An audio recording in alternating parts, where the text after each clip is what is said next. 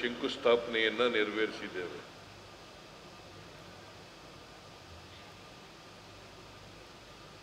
ಬಾಲಕೃಷ್ಣ ಅವರು ನಾವು ಈ ಅಭಿವೃದ್ಧಿ ಕಾರ್ಯಕ್ರಮಗಳ ಶಂಕುಸ್ಥಾಪನೆ ಉದ್ಘಾಟನೆ ಮಾಡ್ತಾ ಇದ್ದೀವಿ. ಈ ಕಾರ್ಯಕ್ರಮಕ್ಕೆ ಬರಲೇಬೇಕು ಅಂತೇಳಿ ಒತ್ತಾಯವನ್ನು ಮಾಡಿದ್ರು. ಈಗಾಗಲೇ ಅವರು ಪ್ರಸ್ತಾಪ ಮಾಡಿದಂತೆ ಮಾಗಡಿಗೆ 5 ಸಾರಿ ಎಲ್ಲ ಇನ್ನೂ ಹೆಚ್ಚು ಸಾರಿ ಬಂದಿದ್ದೀನಿ. ನೀನು MLA ಆದ್ಮೇಲೆ 5 ಸಾರಿ, ಅದಕ್ಕಿಂತ ಹಿಂದಿನೂ ಬಂದಿದ್ದೀನಿ. ರೇವಣ್ಣ MLA ಆಗಿದ್ದಾಗಲೂ ಬಂದಿದ್ದೀನಿ, ಮಂತ್ರಿ ಆಗಿದ್ದಾಗಲೂ ಬಂದಿದ್ದೀನಿ. ಬೆಂಗಳೂರಿನ ಹೊರವಲಯದಲ್ಲಿರ್ತಕ್ಕಂಥ ಒಂದು ಊರು ಇದು ಮಾಗಡಿ.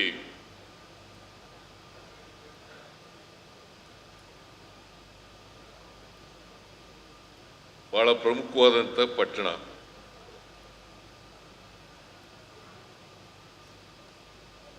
ಕೆಂಪೇಗೌಡರ ರಾಜಧಾನಿ ಅಂತಲೂ ಕೂಡ ಕರೀತಾರೆ.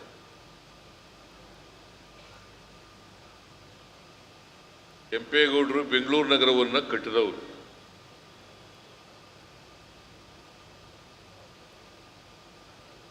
ಅವರ ರಾಜಧಾನಿಯಾಗಿದ್ದಂಥ ಈ ಮಾಗಡಿ ಅಭಿವೃದ್ಧಿ ಆಗಬೇಕು ಅನ್ನೋದರಲ್ಲಿ ನಂದು ಕೂಡ ಸಹಮತ ಇದೆ.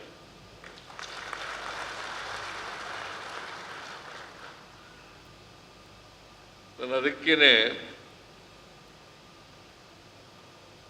ನಾನು ಹಿಂದೆ ಮುಖ್ಯಮಂತ್ರಿ ಆಗಿರುವಾಗ ಕೆಂಪೇಗೌಡರ ಜಯಂತ್ಯೋತ್ಸವವನ್ನು ಕೂಡ ಆಚರಣೆ ಮಾಡಿದೆ.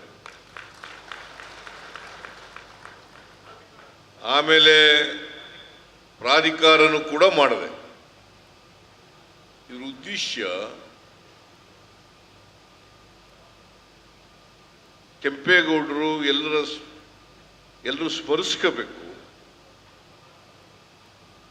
ಅವರ ಜಯಂತ್ಯೋತ್ಸವವನ್ನು ರಾಜ್ಯ ಸರ್ಕಾರವೇ ಮಾಡಬೇಕು. ಈಗ ಬಹಳ ಜನ ನಾವು ಒಕ್ಕಲಿಗರ ನಾಯಕರು ಅಂತ ಹೇಳ್ಕೊಳ್ಳೋರು ಮಾಡಲಿಲ್ಲ. ಇದನ್ನ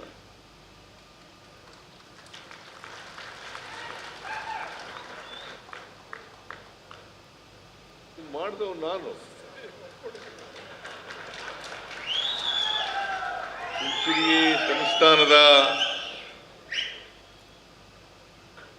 ಗುರುಗಳು ನಾನು ಕೂತ್ಕೊಂಡು ತೀರ್ಮಾನ ಮಾಡಿ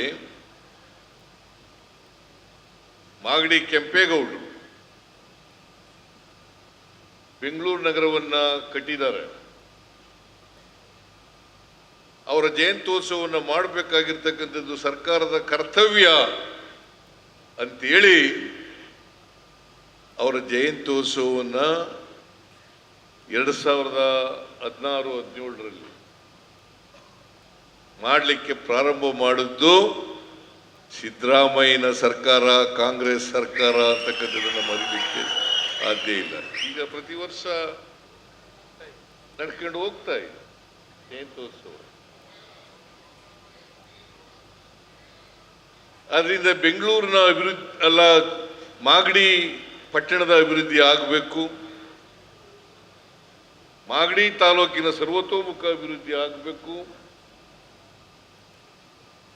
ಅದಕ್ಕೆ ನಮ್ಮ ಸರ್ಕಾರ ಎಲ್ಲ ರೀತಿಯ ಹೆಚ್ಚಿನ ವಿಡಿಯೋಗಳಿಗೆ ಪ್ರತಿಧ್ವನಿ ಯೂಟ್ಯೂಬ್ ಚಾನೆಲ್ ಸಬ್ಸ್ಕ್ರೈಬ್ ಮಾಡಿ, ಬೆಲ್ ಐಕಾನ್ ಕ್ಲಿಕ್ ಮಾಡಿ.